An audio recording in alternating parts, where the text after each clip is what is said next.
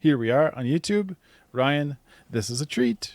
This comes from Melissa, who's right here in our Patreon right now, supporting us. She requested this song, and we always do what our patrons request. They come first.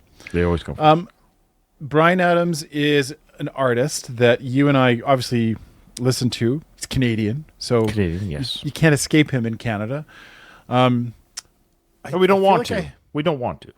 Yeah, well, I feel like I had, growing up, a bit of a love-hate relationship with Bryan Adams' music. Partly because sometimes it felt like it was just kind of like, maybe it's because it's Canadian pop, so it felt like it was generic. But then other times I was like, man, his voice is so good. So that was me, 30 years ago. Me today, actually, I'd love to get back into some of his music, to be honest. He's got a large catalog. He's a fantastic singer.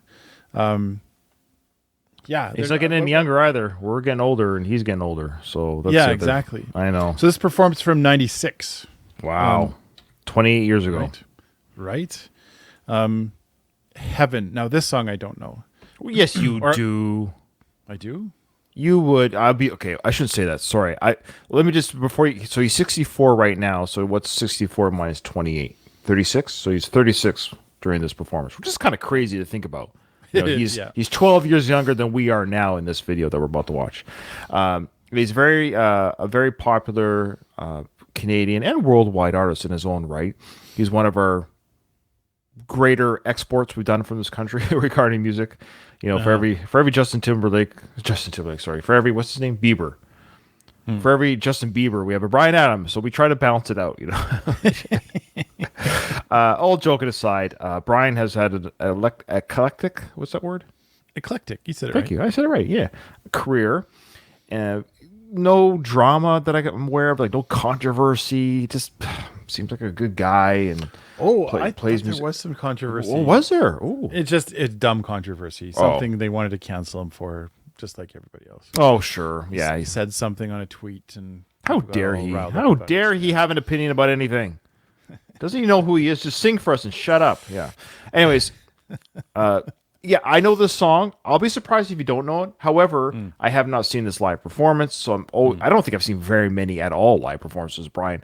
So my relationship with Bryan is like yours, very aware of all of his hits, and I've always enjoyed his hits. I don't know of any of his catalogs. I don't know any of his, or even his recent songs, but definitely in the 80s and 90s, knew all the hits, and I've enjoyed the hits. And I think if I went to a Bryan Adams show, I would know at least 50 to 70% of the songs that he would play, because he probably plays from those hits, and I would have a good time. So that's what we're going to see here. Big crowd. Wembley's a big crowd, obviously. So it's going to be kind of cool to see a big crowd react to Bryan. And this is actually legit a very cool, great song. So the songs I know from Bryan that are popular, and they're popular for a reason, are actually just very good rock songs, very good songs. So okay. Well, I'll have to see if I recognize it. I'll be surprised. Let me know. I'd be surprised if you don't. So not shaming you. I would just be surprised that you don't know it. That's all. Right. Okay.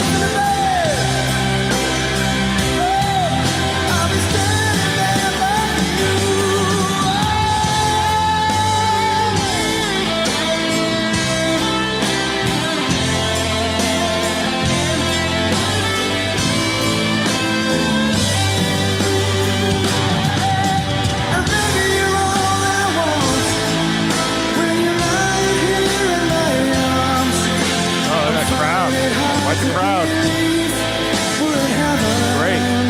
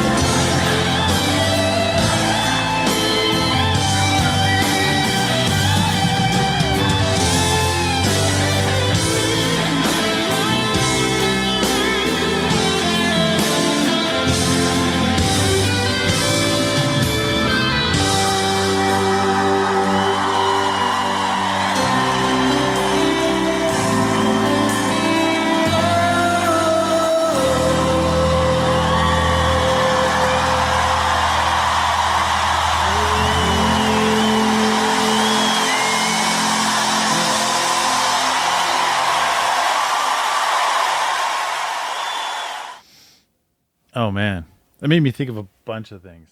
Sure. First of all, in 1996, people might argue that that kind of pop rock sound was on its way out at that point, kind of making way for new sounds like grunge and other bands that were coming into the forefront, pushing out bands like Bryan Adams and Bruce Springsteen, and that style of music wasn't in the forefront, and yet we got this stadium completely filled with fans, right? For Bryan Adams, right? He didn't just disappear. His music is still relevant, and so that's one of the thoughts. The other thought I had is, man, he's got a great voice. To have a voice to be able to, like, he's got such an edgy tone to his voice. Like the raspiness that he pulls off. I know what's been commented in our excuse me, in our Patreon here, just how, like, back then, obviously no autotune, it was just what it was, and artists like him and many others you just performed well. It wasn't that you had a great personality or you this or that. It was you just performed well, and people came and watched you perform, and they loved it. So yeah, fantastic performance. Loved it all around. Not much to add. Totally agree with you.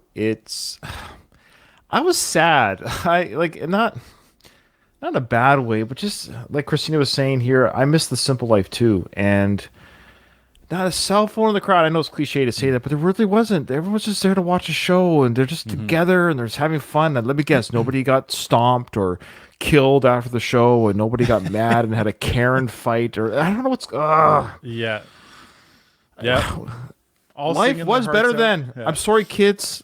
No. Life was. The concerts were really special back then, because we went to a concert back in those days, like 95 and previous, or even 2000 previous, before cell phones and even those potato phones came out. But you just went to the show. It's like, I'm going to this concert. I've got to watch, because this is it. No cameras allowed. Enjoy the moment. Mm-hmm. And the song itself just elicited some memories of my youth, of my childhood. Again, Bryan Adams has been a part of my growing up years. I think I probably had his. I think I had his tape Reckless. I think it was the name of his tape. Or was that Billy Idol? I can't remember now.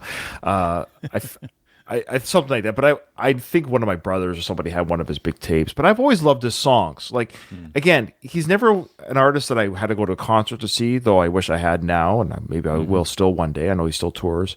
But he's at the point now where he's a legacy tour. Like, it's just more expensive because he's a legacy act, and he has every right to be. And legacy acts draw a little bit more prices on tickets. But, he's given enjoyment to a lot of people. I looked on Wikipedia, Nathan. You know how many records he sold? Have you any guesses? No, not a clue. So he is estimated to have sold between 75 million and more records and more than 100. Sorry. He has sold between 75 million to 100 plus million records and singles worldwide. Wow. Not bad. Very impressive. Not bad for a fellow Canuck. Not bad for a fellow Canuck. Yeah. So, great stuff to Bryan. Again, beautiful. Did you know this song? You must have heard that song. Yes. Yeah. Oh, Okay, sorry. okay. I kind of made that while I was listening to it. Yeah. Yeah. I figured this was like, there's no way you haven't heard that song. But the title you didn't recognize. Fair enough. So, yeah, beautiful song, beautiful power rock ballad. I think it's from like 84, 85. It's a long time. And another thing that occurred to me, when he was singing this in 1996, it was considered an older song for him in his career because it's now 1996 and this song came out 12 years ago or whatever at that time. But now it's been 28 years since that performance. Mm-hmm. So it's been like 40 years since the song came out. Oy. This last couple of years, I've really started to think about my life, and it's coming to an end. I feel like midlife crisis is real. It's real, like whatever the word, like just the midlife or the idea that I have less years ahead of me than behind me. Okay. Anyways, Nathan, good stuff. Beautiful song, beautiful performance, Bryan. You're a great guy. Thank you so much, Melissa, for bringing us down memory lane. We appreciate it. Yeah, great choice. I would absolutely listen to more Bryan, especially stuff that I don't know. I don't know enough about Bryan Adams, so if you could pick a bunch of songs. Live performances at the least. I haven't seen any live performances. So. Yeah, I'd be up for it. So thanks everybody for joining us for that, and we'll see you in the next one.